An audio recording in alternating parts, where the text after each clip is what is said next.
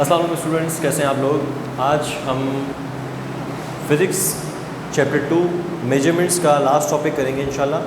सबसे पहले मैं डिस्कस कर दूं कि इस मेजरमेंट में हमने कितने टॉपिक्स कर लिए हैं ऑलरेडी। इस चैप्टर में हम फिज़िकल क्वांटिटीज़ को डिटेल में पढ़ चुके हैं, जिसकी दो टाइप्स थी, basic quantities and drive quantities.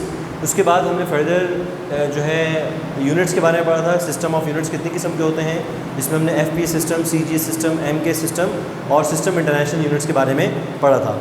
और उसके बाद लास्ट क्लास में हम लोगों ने कन्वर्जन सीखी थी कि how to convert different units, ठीक है, जिसमें हमने मास की कन्वर्जन सीखी है और लेंथ की कन्वर्जन की थी हमने, ठीक है। आज हम करने जा रहे हैं टाइप्स ऑफ एरर्स, ठीक है। सबसे पहले पढ़ेंगे हम एरर्स किसे कहते हैं और कितनी किस्म के होते हैं। इसके बाद हम पढ़ेंगे एक्यूरेसी किसे कहते हैं, एरर्स कहते किसको हैं, एंड टाइप्स ऑफ एरर कितनी किस्म की होती हैं।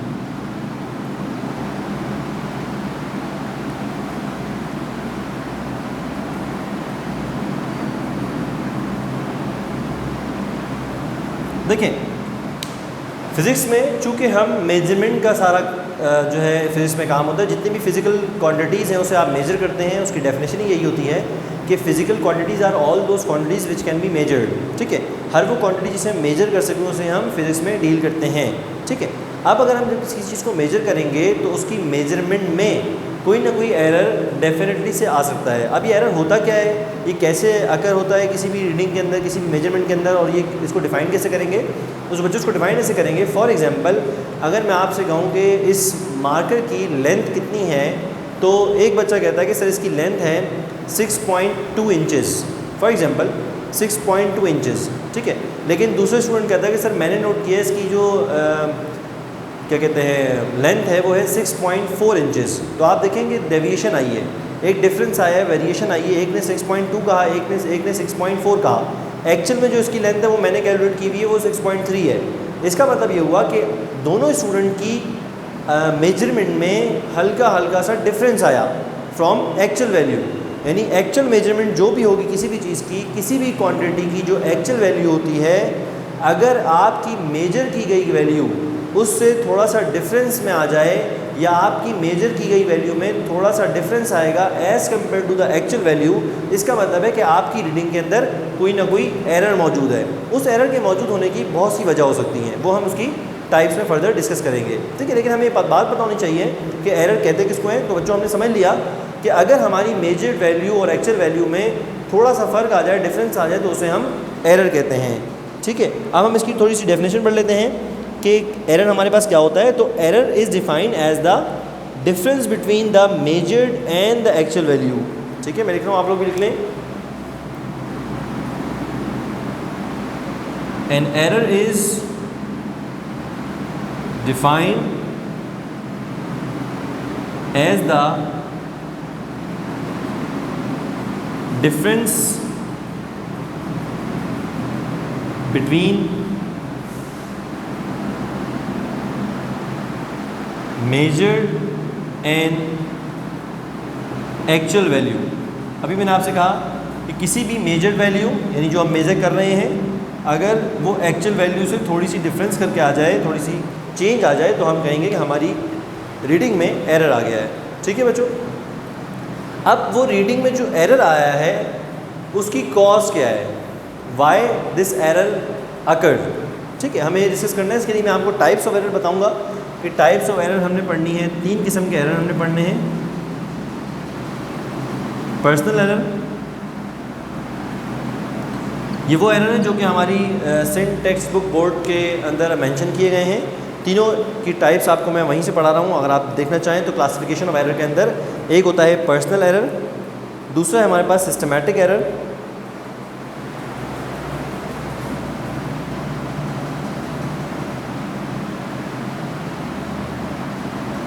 and third one is random error।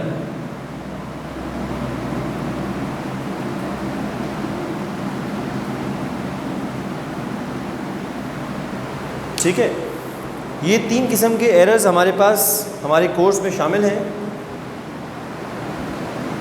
और इन तीनों एरर्स को हमने कम्प्लीटली डिफ़ाइन करना है कि ये एरर जो हैं डिफरेंट वो किस वजह से प्रोड्यूस होते हैं या किस वजह से हमारे जो है किसी भी इंस्ट्रूमेंट के अंदर आते हैं। ठीक है, तो आइए इसको स्टार्ट करते हैं। पर्सनल एरर का मतलब होता है, ये जो पर्सनल एरर है वो किसी भी ऑब्जर्वर की अपनी वजह से होता है। फॉर एग्ज़ाम्पल, हम इसके बाद इस टॉपिक के बाद आपके साथ एक या दो आपसे मेजरिंग इंस्ट्रूमेंट भी डिस्कस कर लेंगे कि उसमें हम मेजरमेंट करते हैं, कैसे करते हैं और उसमें एरर कैसे आता है। तो आप ये समझ लें कि फॉर एग्ज़ाम्पल मैं टेप की बात करूँगा, जो स्टील टेप है या आप पास मेजरिंग टेप होता है जिससे आप किसी चीज़ की लेंथ को मेजर करते हैं।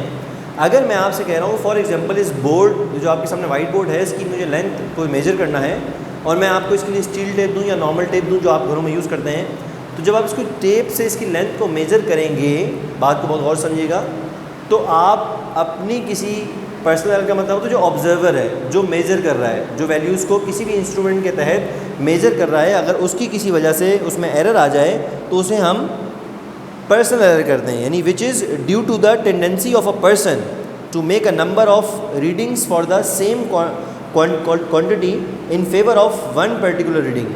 ठीक है, यानी अगर एक रीडिंग करने वाला टेप पे जो लेंथ है उसको रीड करने वाला, उसे समझ टेप में जो है सही से नज़र नहीं आई रीडिंग और उसने फॉर एग्जांपल ये 6 फीट की जो है वो लेंथ है हमारे पास बोर्ड की, और जो ऑब्जर्वर है जो टेप से मेजर कर रहा है लेंथ, अगर वो पढ़ रहा है 5.9 फीट पढ़ रहा है, तो इसका मतलब है कि उसका अपना एरर है, पर्सनल एरर है, ये टेंडेंसी ऑफ अ पर्सन है।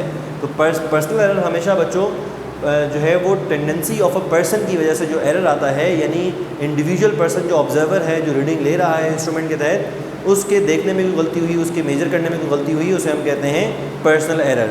ठीक है, देखिए जब भी हम एक्सपेरिमेंटल व्यू में अगर मैं बात करूँ, फिजिक्स हो या केमिस्ट्री हो, जब भी हम कोई एक्सपेरिमेंट परफॉर्म करते हैं तो एक्सपेरिमेंट में हम ऑब्जर्वेशन को एक नहीं 2 से 3 दफ़ा लेते हैं। ठीक है, उसका मकसद ये होता है कि एक दफ़ा रीडिंग लेने में शायद कोई पर्सनल एरर उसमें हो सकता है, या ऐसा एरर हो सकता है जो कि हमें देखने में, रीडिंग लेने में इशू कर रहा है, हमें ऑब्जर्व करने में इशू आ रहा है।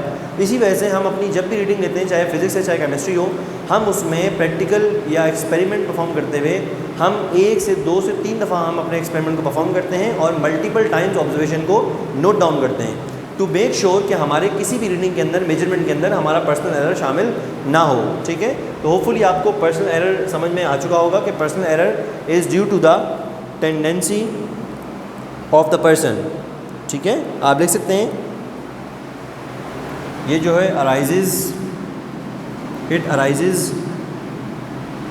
Due to the tendency of a person.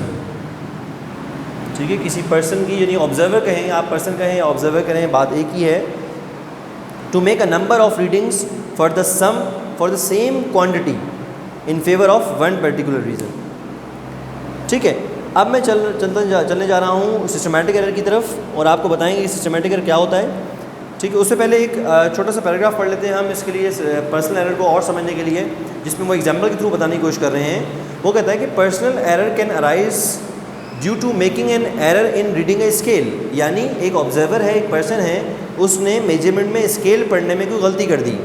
In order to record a reading from a scale you have to line up the object you are measuring with the scale and hold your eyes in one particular position for making correct observation. ठीक है, उसका मतलब है कि ये error हमेशा जो है इनकरेक्ट रीडिंग लेने की वजह से, या पर्सन जो है, पर्सनल एरर उस वक्त से आता है कि जब पर्सन ऑब्जर्वर खुद जो है मेजरिंग करते हुए कोई ना कोई गलती कर दे। तो इसलिए कहा जाता है जब भी आप किसी एक्सपेरिमेंट में ऑब्जर्वेशन नोट डाउन कर रहे हों तो उसको बहुत ज़्यादा जो है कीनली इसको देखें और उसको बहुत एहतियात से हैंडल करें अपने अप्रेंटिस को, ताकि आपकी जो भी ऑब्जर्वेशन है वो आपके सामने विदाउट एनी एरर आपके आए। ठीक है, अब मैं चलता हूँ सिस्टमैटिक एरर की तरफ। सिस्टमैटिक एरर बहुत सिंपल एरर होता है और ये किसी पर्सन की वजह से नहीं होता या ऑब्जर्वर की वजह से नहीं होता।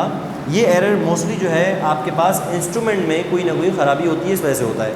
यानी इंस्ट्रूमेंट की वजह से जो एरर हमारी रीडिंग में आ जाए उसे हम सिस्टमैटिक एरर कहते हैं। ठीक है, और इसको हम रिड्यूस कर सकते हैं, सिस्टमैटिक एरर को हम जो है कम या ज़्यादा कम कर सकते हैं, यानी ख़त्म कर सकते हैं अपनी रीडिंग में से, क्योंकि इसकी पूरी कैलिब्रेशन होती है। हम हर इंस्ट्रूमेंट को कैलिब्रेट करते हैं और कैलिब्रेट करने के बाद हम हर इंस्ट्रूमेंट का ज़ीरो एरर चेक कर लेते हैं, ठीक है।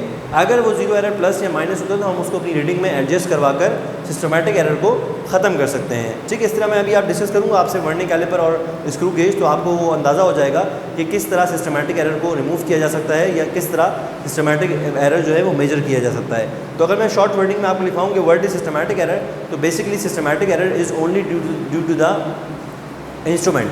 सिर्फ इंस्ट्रूमेंट की वजह से, इंस्ट्रूमेंट की किसी ख़राबी की वजह से जो एरर हमारे पास रीडिंग में आता है उसे हम सिस्टमेटिक एरर का नाम देते हैं, ठीक है। अब अगर बुक से पढ़ लें तो बुक में क्या लिखने चाह रही है, ये कह रहा है कि this error is due to a fault in a measuring instrument, ठीक है। Due to a fault in, मैं लिख रहा हूँ due to a fault in measuring instrument, ठीक है।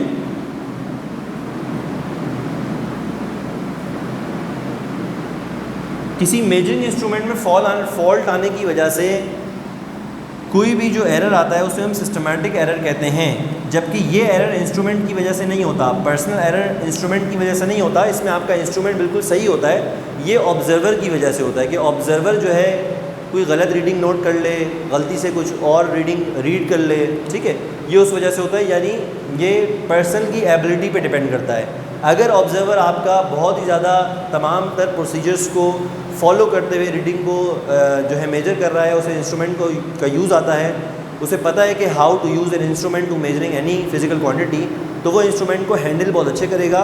और इंस्ट्रूमेंट अगर अच्छा हैंडल कर रहा है एक ऑब्जर्वर, तो इसका मतलब है उसके किसी भी रीडिंग के अंदर पर्सनल एरर नहीं होगा, ठीक है।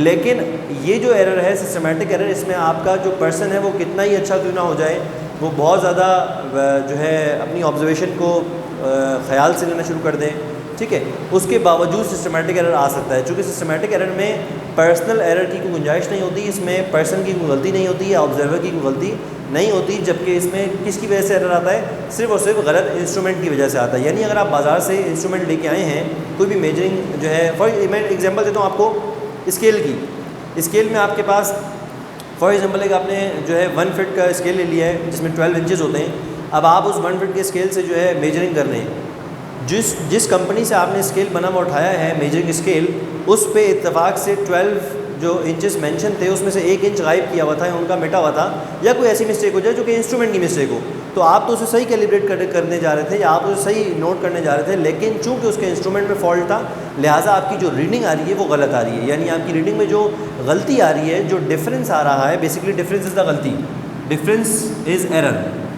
तो जो डिफरेंस आ रहा है बेटा आपके रीडिंग में, वो सिस्टमेटिक एरर होगा, क्योंकि उसमें आपकी गलती नहीं है, किसी पर्सन या किसी ऑब्जर्वर की गलती नहीं है, वो किसकी गलती है, वो इंस्ट्रूमेंट की अपनी गलती है। इंस्ट्रूमेंट में कोई भी इशू हो सकता है, तो उसकी वजह से हमारे पास सिस्टमेटिक एरर अकर होता है, ठीक है। अब उसने यहाँ पे एग्जांपल भी बताई है कि जैसे कि हमारे पास वर्नियर कैलिपर और माइक्रोमीटर स्क्रू गेज के अंदर भी ये सिस्टमेटिक एरर आता है और उसको कहते हैं ज़ीरो एरर। मैं यहाँ पे लिख रहा हूँ सिस्टमेटिक एरर में को हम ज़ीरो एरर भी किसी के अंदर डील करते हैं, और ज़ीरो एरर के अंदर ज़ीरो एरर प्लस भी हो सकता है, पॉजिटिव भी हो सकता है और नेगेटिव भी हो सकता है, ठीक है, पॉजिटिव और नेगेटिव, ठीक है बच्चों। हमारे पास ज़ीरो एरर पॉजिटिव भी हो सकता है, नेगेटिव भी, ये बात डिस्कस करेंगे इंशाल्लाह हम अपने नेक्स्ट टॉपिक के अंदर, जिसमें हम वर्नियर कैलिपर का ज़ीरो एरर चेक करना भी सिखाएंगे आपको कि how to check the zero error in a vernier caliper और माइक्रोमीटर स्क्रू गेज, ठीक है। और अगर एरर होता है तो वो पॉजिटिव होता है, नेगेटिव होता है, और उसको हम अपनी रीडिंग में कैलिब्रेट कैसे करते हैं, ये तमाम बातें आपको इंशाल्लाह नेक्स्ट टॉपिक में बताई जाएंगी। इस टॉपिक में हम सिर्फ टाइप्स पढ़ रहे हैं, तो अब नेक्स्ट टाइप है हमारी रैंडम एरर, ठीक है। रैंडम एरर बड़ा ख़तरनाक सा एरर होता है। ख़तरनाक से मतलब ये होता है कि ये ऐसा एरर होता है जो कि इंस्ट्रूमेंट और इसमें पर्सन की कोई गुंजाइश नहीं होती, इसमें हमारे पास सर्कमस्टेंसेस की वजह से एक जो है एरर जनरेट हो रहा होता है। सर्कमस्टेंसेस मतलब इन्वायरमेंट की वजह से, डिफरेंट कंडीशन की वजह से, क्लाइमेटिकल कंडीशन हो गई, वेदर कंडीशन हो गई, टेम्परेचर बहुत हाई हो गया, ठीक है, हवाएं चलने लगी, तो आप एक्सपेरिमेंट अगर आप कोई एक्सपेरिमेंट परफॉर्म कर रहे हैं और किसी भी एक्सटर्नल फैक्टर ने आपके एक्सपेरिमेंट को डिस्टर्ब किया, यानी आपके रीडिंग में कोई ना कोई डिफरेंस आया, तो इसका मतलब ये जो डिफरेंस है, ये जो एरर है, वो ना तो सिस्टमेटिक है, इंस्ट्रूमेंट में कोई इशू नहीं है, ना ही पर्सनल है, यानी ना ही आप ऑब्जर्वर में इशू है, जबकि वो रैंडम एरर है। रैंडम एरर ये जो है वो किसी भी जो है इन्वायरमेंटल इश्यूज़ की वजह से हो सकता है, जिसमें क्लाइमेटिकल इश्यूज़ भी हो सकते हैं, वेदर इशू भी हो सकता है। यहाँ पर अगर आपकी बुक में आप देखें तो मेंशन किया गया है sometimes this type of error is also called accidental error. तो रैंडम एरर को उसको दूसरा नाम क्या दिया, it's a accidental error.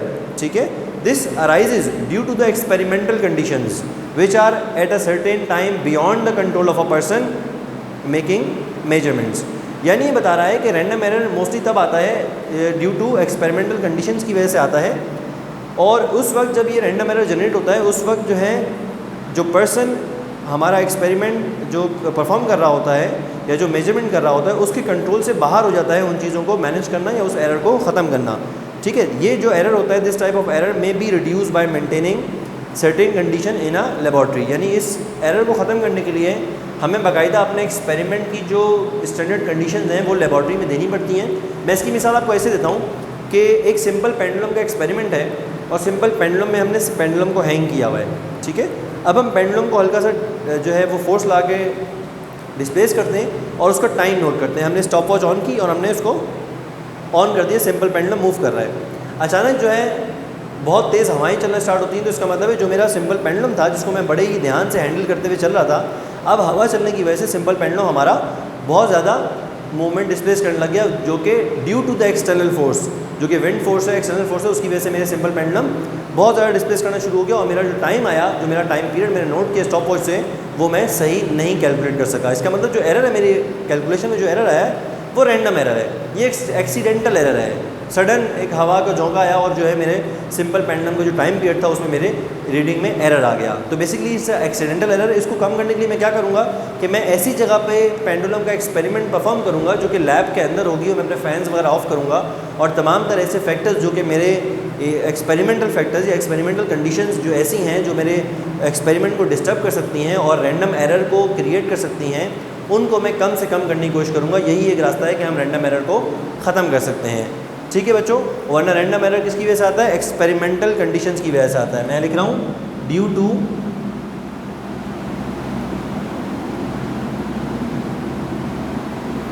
To experimental conditions.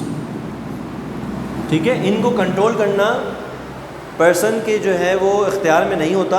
ठीक है, अगर एक्सीडेंटली कोई कंडीशन आपकी एक्सपेरिमेंटली आ जाए तो उसको हम एब्रप्टली नहीं इसको डील कर सकते। लेकिन अच्छी बात ये होती है कि अगर आप रैंडम एरर को रिड्यूस करना चाहते हो, मिनिमाइज़ करना चाहते हो, तो आपको चाहिए कि सर्टेन कंडीशन जो किसी भी एक्सपेरिमेंट को, किसी भी ऑब्जर्वेशन के लिए हमें काम करनी चाहिए, उसे हमें फॉलो करना होता है। जिस तरह मैंने आपको एग्जांपल दी सिंपल पेंडुलम की, अगर हम वो तमाम तर कंडीशंस फॉलो कर रहे हैं और उस सिचुएशन से हैंडल करने के लिए हम तमाम तर कंडीशंस को मेक श्योर कर रहे हैं, तो ऐसा कोई एरर हमारी रीडिंग में जनरेट नहीं होता।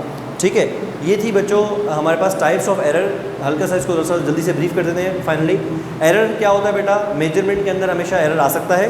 एरर वो होता है जब भी हम किसी की वैल्यू को मेजर करें, किसी फिजिकल क्वांटिटी को मेजर करें, मेजर और एक्चुअल वैल्यू में, यानी एक्चुअल जो उसकी लेंथ है, उसका हाइट है, उसकी वेट है, उसका वेट है, उस चीज़ में, उस वैल्यू में और जो आपने मेजर की है उस वैल्यू में अगर डिफरेंस आ जाए तो उसको हम एरर कहते हैं। ये डिफरेंस तीन वजूहात की वजह से आ सकता है। नंबर 1 है उसमें टेंडेंसी ऑफ अ पर्सन। ठीक है, इसमें होती है एबिलिटी ऑफ अ पर्सन। अगर मेजर कर रहा है, जो ऑब्जर्वर मेजर कर रहा है, जिसको एक्सपेरिमेंटल जो हैंडल कर रहा है, अगर वो मेजर करते हुए कोई गलती कर रहा है ख़ुद से, तो उसे कहते हैं पर्सनल एरर। ठीक है, और यही गलती अगर इंस्ट्रूमेंट में हो, यानी इंस्ट्रूमेंट आपका जो मैन्युफैक्चर हो गया है जिस कंपनी से, उस इंस्ट्रूमेंट में कोई ख़राबी हो, आपका इंस्ट्रूमेंट ख़राब हो और रीडिंग जिसकी वजह से ख़राब आ रही हो, जिसमें डिफरेंस आ रहा हो, तो वो कहते हैं हम सिस्टमेटिक एरर, और सिस्टमेटिक एरर को हम ख़त्म कर सकते हैं। ठीक है, आखिर में आता है रैंडम एरर। रैंडम एरर किसी भी एक्सीडेंटल वजह की वजह से होता है, इसे एक्सीडेंटल एरर भी कहते हैं, और ये एक्सपेरिमेंटल कंडीशंस पे डिपेंड करता है। ठीक है, जिसमें वेदर कंडीशंस हो गई, ठीक है, और डिफरेंट कंडीशन की वजह से, एयर हो गई, विंड हो गई, जो भी आपको मैंने बताया इससे पहले, उन तमाम की वजह से हमारे पास रैंडम एरर जनरेट होता है।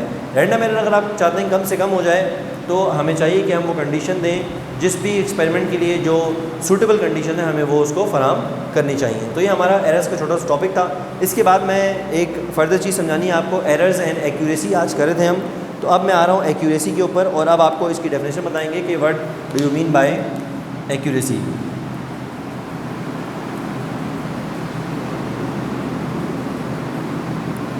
ठीक है, बहुत से बच्चों को पता होता है कि सर एक्यूरेसी क्या है, और बहुत से बच्चे इसमें नहीं बता सकते कि एक्यूरेसी क्या है। हम आपको उसको डिटेल में कॉन्सेप्ट दे देंगे कि एक्यूरेसी किसे कहते हैं। ठीक है, एक्यूरेसी कहते हैं कि हमारा मेजर्ड वैल्यू, जो भी हमारी मेजर वैल्यू है किसी भी एक्सपेरिमेंट में, वो कितना ज़्यादा क्लोज है हमारे एक्चुअल वैल्यू से। ठीक है, देखिए डिफरेंस आएगा, अगर एक्चुअल वैल्यू और मेजर वैल्यू में डिफरेंस आएगा तो आप कहेंगे सर कहीं ना कहीं गलती की है हमने, कोई एरर आया है, तो आप उसको एरर को नोट करेंगे। लेकिन अगर जितना ज़्यादा आपकी एक्चुअल वैल्यू के जितना करीब आपका मेजर्ड आंसर आएगा और एग्जैक्टली वही आएगा, तो आप क्या कहेंगे कि मेरा आंसर एक्यूरेट आया है। इसका मतलब है कि आपकी एक्यूरेसी ज़्यादा है। ठीक है, फॉर एग्जाम्पल देते हैं आपको, इस बार की जो लेंथ है वो है 7.23 सेंटीमीटर्स। ठीक है, अब स्टूडेंट ए ने और स्टूडेंट बी ने इसको मेजर किया, ये कौन सी लेंथ हो गई? Actual length. ये आपके पास हो गई actual length which is 7.23 centimetre. ठीक है, अब हमारे पास स्टूडेंट नंबर ए आया और स्टूडेंट ए ने कहा कि सर मैंने नोट किया है और मेरी जो क्या कहते हैं लेंथ आ रही है बार की, वो 7 सेंटीमीटर्स आ रही है। ठीक है, जबकि हमारे पास बी आया और बी कहते हैं सर मेरी 7.16 आ रही है सेंटीमीटर्स। तो आप कहेंगे ये दोनों बच्चों की मेजर्ड वैल्यूज़ थी, ए स्टूडेंट ने मेजर किया और उसकी वैल्यू आई, बी स्टूडेंट ने मेजर किया, ये वैल्यू आई, दोनों मेजर वैल्यू है।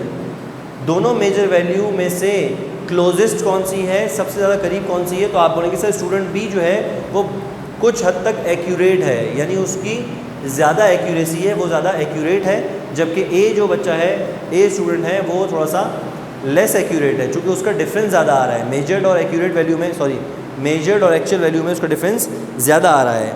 ठीक है, इसका मतलब है कि हमें ये पता चल गया कि हमारा कौन सा जो स्टूडेंट है वो एक्यूरेसी की तरफ जा रहा है और उसका आंसर एक्यूरेट है। ठीक है, अब ज़रा यहाँ पढ़ लेते हैं कि ये क्या कहना चाह रहा है। बुक से अगर रीड करेंगे तो वो कह रहा है accuracy is ascertaining the measurement of a quantities involved in a phenomena as close to the factual value as possible। जितना फैक्चुअल वैल्यू के करीब तर वैल्यू होगी हम उसे कहेंगे वो हमारी एक्यूरेट वैल्यू है। ठीक है, तो होपफुली आपको ये समझ में आ गया होगा कि एक्यूरेसी का मतलब क्या है और हम इसको कैसे डील कर सकते हैं। ठीक है, यहाँ हमारा एरर्स एंड एक्यूरेसी का टॉपिक ख़त्म होता है। किसी भी बच्चे को अगर कोई सवाल है इस टॉपिक के हवाले से तो काइंडली वो पूछ सकता है।